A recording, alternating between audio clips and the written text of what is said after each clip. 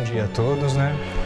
O objeto do estudo hoje é o capítulo 20 do livro Os Mensageiros, que foi escrito pelo André Luiz e psicografado pelo Chico Xavier, tá? Bom, o título do capítulo é Defesas contra o Mal. Descemos as escadarias e, em frente dos muros altos, pude observar a extensão das defesas do soberbo edifício. Aquela construção grandiosa era muito mais importante que a de qualquer castelo antigo transformado em fortaleza. Novamente no exterior, podia detalhar a visão panorâmica com mais exatidão. Reconhecia agora que entráramos por um baluarte avançado, identificando a imponência da construção majestosa. Apresentavam-se-me as linhas gerais com nitidez. Impressionavam-me, sobretudo, as fortificações. Vi a torre de mensagem, consagrada por certo ao serviço de resistência. O baluarte agudo, elevando-se acima dos fossos que deixavam transbordar a água corrente. A torre de vigia, esbelta e alterosa.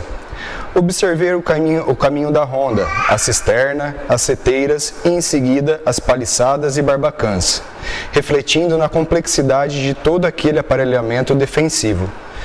E as armas? Identificava-lhes a presença na maquinaria instalada ao longo dos muros, copiando os pequenos canhões conhecidos na terra. Entretanto, vi com emoção, no cume da torre de vigia, a enorme bandeira de paz, muito alva, tremulando ao vento como largo penacho de neve. Bom, eu gostaria de mostrar para vocês aqui algumas imagens para a gente poder conseguir visualizar, imaginar tudo que o André estava descrevendo para a gente, né? Ele fala sobre um castelo antigo, a primeira coisa que ele fala, então isso remete aqui, eu peguei algumas imagens, esse é um castelo da Europa, né? Que todo mundo tem a noção do que seria um castelo, né? Que a gente vê aí em imagens, em filmes, em desenhos. Então ele fala que um castelo antigo, só que muito mais que um castelo, aquele local, aquele posto, né, que Ismalha e Alfredo ali administravam, era muito mais que só um castelo, né? Ele tinha se tornado uma fortaleza, devido a todo o aparato de defesa que ele tinha. E ele começa a descrever quais são esses aparatos de defesa, né? Então eu trouxe aqui, para ser sincero, eu não conhecia basicamente nenhum, né? Então eu trouxe para poder mostrar para vocês, né? Ele fala a respeito do baluarte. Então o que seria esse baluarte? Que era por onde eles adentraram, né? Seriam essas partes. Vocês podem observar, tem o muro em volta, né? Tem algumas partes que são mais avançadas nas extremidades, né? Esses seriam baluartes, que seriam pontos para poderem se defender, sendo que sem o que está no centro, que no caso seria o castelo, ficasse muito exposto aos ataques, né? Além do baluarte, ele fala também do fosso, né? O fosso com águas correntes, que está todo circundando, nesse caso aqui, nessa foto, nessa imagem, esse muro, né? Esse seria o fosso que ele descreve ali. Ele fala também das seteiras. O que seriam essas seteiras? Seriam aqueles pontos de onde os arqueiros, eles atiravam flechas, antigamente nos antigos castelos, né? Então, dentro, eles ficam protegidos de quem estão os atacando por fora, né? Dificilmente você vai conseguir atingir quem está lá dentro, né? E eles de lá de dentro conseguem arremessar as flechas. Aqui seria um outro exemplo de seteira, né? Você vendo ela por dentro, nesse caso do castelo. E aqui seriam as paliçadas. O que seriam? Seriam estruturas de madeiras que elas ficam circundando toda a região, além dos muros. Seriam a primeira estrutura de proteção, tá? E aqui seriam as barbacãs que ele citou, que seriam o quê? É esse muro que está mais baixo, que depois das paliçadas seria um primeiro muro antes do muro do próprio castelo, né? Então esse também seria mais um aparato de defesa. Ele fala de pequenos canhões, né, que lembram os canhões sobre os muros, né? Então esse seria um exemplo de como eles ficavam postados, né, sobre os muros, a visão quem está sobre os canhões, né?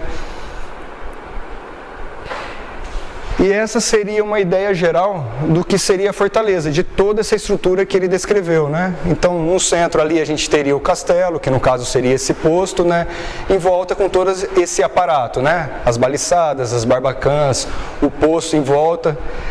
Então, tudo isso para poder proteger, né? Esse posto ali que eles administravam, né?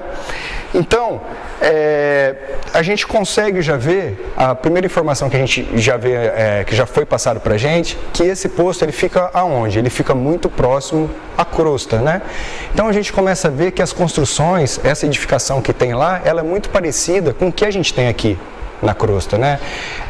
A gente já viu no livro anterior, quando a gente estudou em Nosso Lar, que lá, apesar também de remeter, a gente já vê algumas coisas mais evoluídas em relação aqui à crosta. Lá, como é mais próximo, ela é muito parecida ainda com o que a gente tem aqui, né? Uma outra coisa que a gente observa é a quantidade desse aparato de proteção que tem, né? Porque essa necessidade de ser tão protegido esse local, né? O que tem que pode estar ameaçando, né? Então eu vou dar continuidade aqui para a gente poder conseguir entendendo melhor. O administrador percebeu a estranheza que se apossara de Vicente e de mim. Já sei a impressão que a nossa defesa lhes causa, disse Alfredo, detendo-se para explicar. Fixando-nos com um olhar muito lúcido, continuou. Naturalmente, não imaginavam necessárias tantas fortificações. Conforme vem, nossa bandeira é de concórdia e harmonia. No entanto, é imprescindível considerar que estamos em serviço, que precisaremos defender em qualquer circunstância. Enquanto não imperar a lei universal do amor, é indispensável que persevere o reinado da justiça. Nosso posto está colocado aqui igualmente como uma ovelha em meio de lobos. E embora não nos caiba efetuar o extermínio das feras, necessitamos defender a obra do bem contra os assaltos indébitos. As organizações dos nossos irmãos consagrados ao mal são vastíssimas. Não admitam a hipótese de serem todos eles ignorantes ou inconscientes. A maioria se constitui de perversos e criminosos. São entidades verdadeiramente diabólicas. Não tenham disso qualquer dúvida, né? Então, ele salienta que ali, aquele posto, né, tem uma bandeira tremulando branca, uma bandeira do quê? De paz, né? Que eles não estão ali para guerrear. Esse aparato, essas defesas são para eles se defenderem de ataques, né? Eles não estão ali para atacar, muito pelo contrário, para poder se defender o serviço que eles realizam ali. Eu pesquisei que o umbral ele é dividido em 3 partes, né? Tem um umbral grosso, um umbral médio e um umbral fino. Nosso lar, ele está no umbral fino, na 4ª dimensão, quase na divisa com a 5ª dimensão. Esse posto, como eu já falei anteriormente, ele já fica muito próximo à crosta. Então, os espíritos que estão ali, que podem atacar, né, esse posto, eles são menos evoluídos, né? Eles são mais densos. Ele deixa isso bem claro, né? Que isso não quer dizer que eles são ignorantes. Quer dizer que eles são menos evoluídos moralmente, né? Não quer dizer, vamos dizer assim, que eles são burros, né? Não é isso, né? Eles usam a sabedoria deles para outros fins que não seriam do amor, né? Então, e por que o Alfredo fala que é necessário, né, ter toda essa proteção, né? Porque ele diz que ainda a gente aqui na crosta, esses espíritos que estão mais próximos, nós não aprendemos ainda a lei do amor, né? Nós ainda não a praticamos. Um exemplo aqui nosso, né? Quando a gente constrói uma casa, o que a gente faz? A gente faz um muro alto, né? Cada vez mais alto, né? Antigamente você vê as construções mais antigas, né? Mas hoje em dia a gente faz muros cada vez mais altos, a gente coloca cerca elétrica, a gente coloca grades nas janelas. Se a gente tem um pouco mais de condições, a gente mora num condomínio com segurança, num prédio.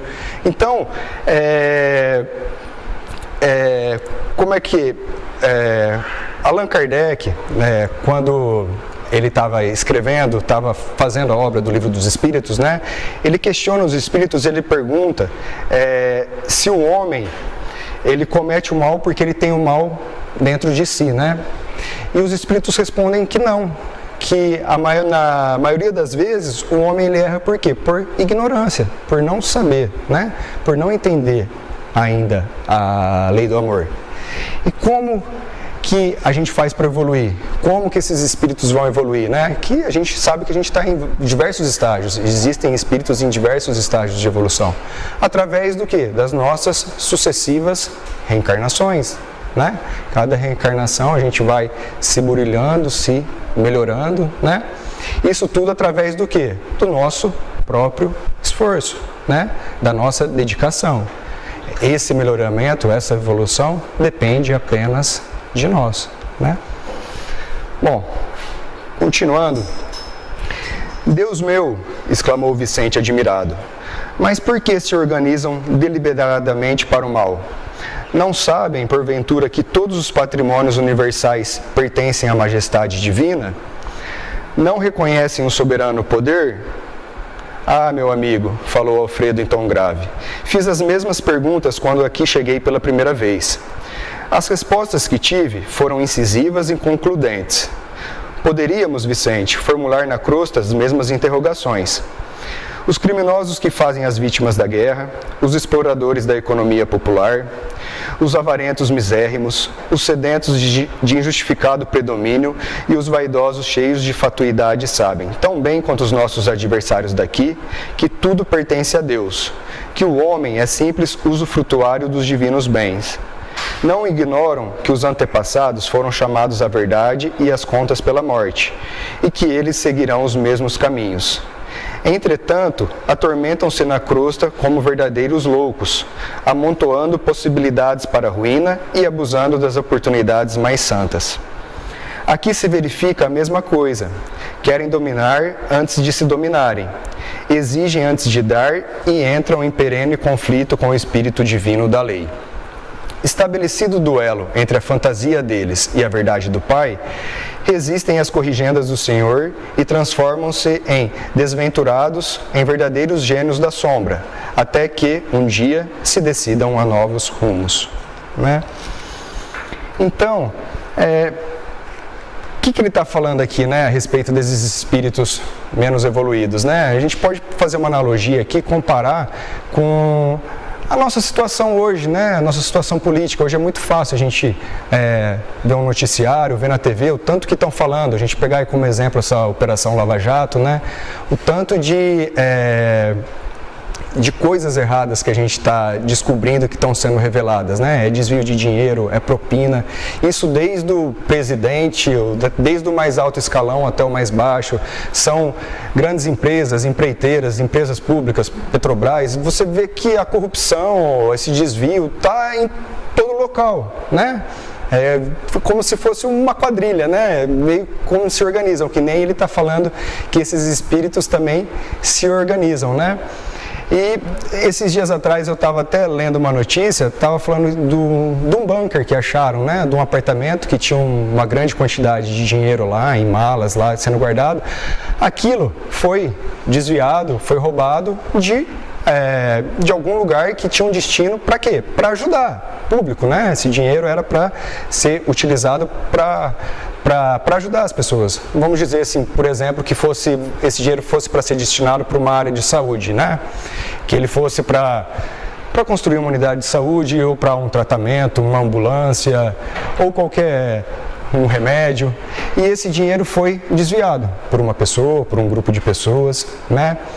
Será que essa pessoa ela vai ser responsabilizada apenas pelo roubo ou a qualquer coisa que aconteceu com as pessoas que necessitavam desse dinheiro ou que vieram até a desencarnar, né? A óbito? Ele vai ser responsabilizado só pelo roubo ou também por homicídio? Ele vai ser considerado como um homicida, né?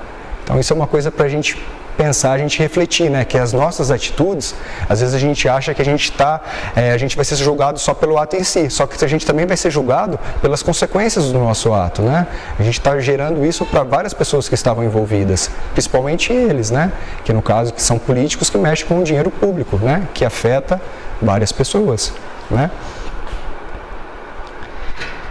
Intrigado com as profundas observações, perguntei: Mas como explicar as bases de semelhante atitude? Na Terra, compreendemos certos enganos, mas aqui, o generoso interlocutor não me deixou terminar e prosseguiu. Na crosta, nossos irmãos menos felizes lutam pela dominação econômica, pelas paixões desordenadas, pela hegemonia de falsos princípios. Nas zonas imediatas à mente terrestre, temos tudo isso em identidade de condições. Entre as entidades perversas e ignorantes, há cooperativas para o mal, sistemas econômicos de natureza feudalista, baixa exploração de certas forças da natureza, vaidades tirânicas, difusão de mentiras, escravização dos que se enfraquecem pela invigilância, doloroso cativeiro dos espíritos falidos e imprevidentes, paixões talvez mais desordenadas que as da terra, inquietações sentimentais, terríveis desequilíbrios da mente, angustiosos desvios do sentimento. Em todo lugar, meu amigo, as quedas espirituais perante o Senhor são sempre as mesmas, embora variem de intensidade e coloração. Então, aqui nada mais é que uma continuidade do que eu estava falando, né? Dessas organizações, de como esses espíritos, né? E eu poderia novamente citar aqui o exemplo que nem eu falei dos políticos que eu acabei de falar, né? Mas para a gente já vê isso todo dia na TV, para a gente não ficar batendo muito em cima dessa tecla, né? Então, a única coisa que eu peço assim para a gente é que nós oremos por eles, né? Porque a gente sabe que o plantio é livre, né? Mas a colheita, ela é obrigatória, né? Então, mas, e as armas? Perguntei, acaso são utilizadas? Como não? Disse Alfredo pressuroso. Não temos balas de aço, mas temos projéteis elétricos. Naturalmente a ninguém atacaremos. Nossa tarefa é de socorro e não de extermínio. No entanto, aduzi sob forte indusão, qual o efeito desses projéteis? Assustam terrivelmente, respondeu ele sorrindo, e sobretudo demonstram as possibilidades de uma defesa que ultrapassa a ofensiva. Mas apenas assustam? Tornei a interrogar. Alfredo sorriu mais significativamente e acrescentou, poderiam causar a impressão de morte. Que diz? Exclamei com insofreável espanto. O administrador meditou alguns instantes e, ponderando, talvez a gravidade dos esclarecimentos, obtemperou. Meu amigo, se já não estamos na carne, busquemos desencarnar também os nossos pensamentos. As criaturas que se agarram aqui às impressões físicas estão sempre criando densidade para os seus veículos de manifestação, da mesma forma que os espíritos dedicados à região superior estão sempre purificando e elevando esses mesmos veículos. Nossos projéteis, portanto, expulsam os inimigos do bem através de vibrações do medo, mas poderiam causar a ilusão da morte, atuando sobre o corpo denso dos nossos semelhantes menos adiantados no caminho da vida. A morte física na Terra não é igualmente pura impressão? Ninguém desaparece. O fenômeno é apenas de invisibilidade ou, por vezes, de ausência. Quanto à responsabilidade dos que matam, isso é outra coisa. E além dessa observação, que é da alçada da justiça divina, temos a considerar igualmente que nessa esfera o corpo denso modificado pode ressurgir todos os dias, pela matéria mental destinada à produção dele, enquanto que, para obter o corpo físico, almas há que trabalham por vezes durante séculos. Nesse trecho, ele fala mais uma vez que essas armas, essas defesas, elas não são utilizadas para atacar. Elas estão lá justamente para eles poderem se defender, né? Ele explica tudo, ele fala que esses projéteis elétricos, eles utilizam para se defender, eles atacam eles se defendem desses espíritos que os atacam, né? E como que eles funcionam, né? A gente já viu que quanto mais elevado a gente vai ficando, mais evoluídos são os espíritos, mais etéreo vai ficando o seu perispírito, né? Ele vai ficando menos denso, a gente vai ficando menos leve. E quanto mais próximo da crosta, menos evoluído, a gente é mais denso, né? Então, esses projéteis, eles agem nesse perispírito desses espíritos, né? Por quê? Porque eles vão aumentando essa densidade deles, né? Eles vão criando isso. Então, neles, esses projéteis têm a função do quê? De causar impressões de medo, né? Aterrorizarem eles para poderem assustarem. Mas em alguns isso é tão denso que faz com que eles tenham também a sensação de morte, como se eles estivessem morrendo, né? E na verdade eles já estão desencarnados, né? Isso devido a essa densidade que eles trazem no perispírito deles. Vicente e eu caláramos estupefatos. Alfredo sorriu serenamente e perguntou bem-humorado: vocês conhecem a lenda hindu da serpente e do santo? Ante a nossa expressão negativa, o administrador continuou: contam as tradições populares da Índia que existia uma serpente venenosa em um certo campo. Ninguém se aventurava a passar por lá, receando-lhe o assalto. Mas um santo homem, a serviço de Deus, buscou a região mais confiada no Senhor que em si mesmo. A serpente o atacou, desrespeitosa. Ele dominou-a, porém com um olhar sereno, e falou: minha irmã, é da lei que não façamos mal a ninguém. A víbora recolheu-se envergonhada. Continuou o sábio o seu caminho, e a serpente modificou-se completamente. Procurou os lugares habitados pelo homem como desejosa de reparar os antigos crimes. Mostrou-se integralmente pacífica, mas desde então começaram a abusar dela. Quando lhe identificaram a submissão absoluta, homens, mulheres e crianças davam-lhe pedradas. A infeliz recolheu-se à toca, desalentada. Vivia aflita, medrosa, desanimada. Eis, porém, que o santo voltou pelo mesmo caminho e liberou visitá-la. Espantou-se observando tamanha ruína. A serpente contou-lhe, então, a história amargurada. Desejava ser boa, afável e carinhosa, mas as criaturas perseguiam-na e apedrejavam-na. O sábio pensou e respondeu após ouvi-la: mas, minha irmã, houve engano de tua parte. Aconselhei-te a não morderes ninguém, a não praticares o assassínio e a perseguição, mas não te disse que evitasses de assustar os maus. Não ataques as criaturas de Deus, nossas irmãs no mesmo caminho da vida, mas defende a tua cooperação na obra do Senhor. Não mordas nem firas, mas é preciso manter o perverso à distância, mostrando-lhe os teus dentes e emitindo os teus silvos. Nesse momento, Aniceto sorriu de maneira expressiva. O administrador faz longa pausa e concluiu: creio que a fábula dispensa comentário. É muito interessante, né, essa lenda da serpente, né? Aqui ele fala que dispensa comentário, mas eu vou fazer um comentário, né?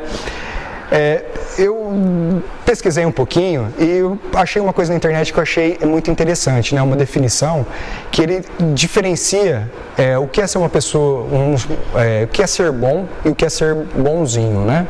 Ele fala que ser bom é quando nós queremos ajudar o próximo dentro daquilo que ele necessita. Que a gente ser bonzinho, quando a gente é bonzinho, às vezes a gente acaba nos tornando como bobos, né? Por quê? Porque as pessoas, como elas sabem que nós somos caridosos, né? Elas acabam abusando dessa condição nossa, né? Então, dar um exemplo prático. Vamos lá, vamos imaginar que eu sou um comerciante, eu tenho um comércio e eu vendo um determinado produto. Vamos supor que seja, sei lá, um suco de laranja natural. Aí eu estou lá no meu comércio, trabalhando, chega lá um cliente para comprar, eu quero um suco, lá eu vendo para ele me dá uma nota de R$50, né? Aí eu falo, eu não estou vendendo muito suco, eu estou sem troco aqui, eu não tenho trocado. Você tem alguma nota menor, um trocado, né? Vou lá, procuro na carteira, olha, tenho R$6. O vendedor fala, o suco custa 7, mas eu vou fazer para você por R$6, né? Por caridade, ou porque ele quis fazer, né? Ou para cativar o cliente, né? Aí, uma outra vez eu volto lá, vou comprar o mesmo suco e chego lá, peço, vou pagar com os outros mais R$6, né? O vendedor fala, não, o suco custa 7, não custa 6. Não, mas eu paguei 6 da outra vez, né? Falou, não, da outra vez eu abri uma exceção, né? Ele custa 7, né? E a pessoa, às vezes, ela se acha no direito de achar ruim, ficar nervosa, às vezes é desagradável, E a pessoa não entende que aquilo ali é um comércio, é o modo de subsistência da pessoa, né? Ela dali, ela paga imposto, ela tem funcionário, ela tem todo um custo para manter. Então aquele preço, ela não está cobrando só porque ela quer, ela tem necessidade. É um meio de subsistência isso, né? E isso a gente pode levar para todos os lugares da nossa vida, né? Quem trabalha com aluguel e com qualquer outra coisa.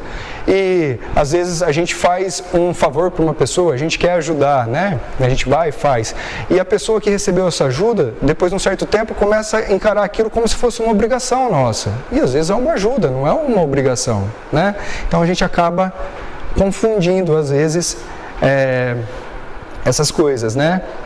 Bom, para concluir, o que eu tiro, assim, desse capítulo, que eu acho que eu consigo tirar como conclusão, que eu levo para mim, né? É que, como o próprio título do capítulo diz, defesas contra o mal, que nós devemos o quê? Nos proteger, né? Nos mantermos vigilantes, nos proteger. Proteger a quem gostamos, a quem amamos, né? Uma hora a gente vai entender, esse amor nosso vai ser maior, que a gente vai entender que isso se cabe a todos, né? Que devemos proteger e amar a todos, né? E como que a gente deve fazer isso, né? Protegendo das coisas ruins que nos afastam do caminho do bem, no caminho do aprendizado, no caminho da nossa evolução e melhoramento, né? Como que a gente faz isso, né? Aprendendo, aplicando e vivendo a lei universal do amor, que Jesus nos ensinou, né? Que nos passou enquanto Ele esteve aqui, né? E tirando também da fábula da lenda da serpente, né, que nós devemos deixar de ser bonzinhos para quem abusa da gente e sermos bons, né, pessoas de bem, fazer o bem, aplicar o amor, sem deixar que essas pessoas abusem da gente, né, que a gente aprenda a se defender, né. Então, não é porque que a gente é bom que a gente tem que ser submisso, né. A gente também tem que aprender a se defender e a se proteger, sem deixar de ser bom, de ser do bem. Então, muito obrigado a todos e um ótimo domingo.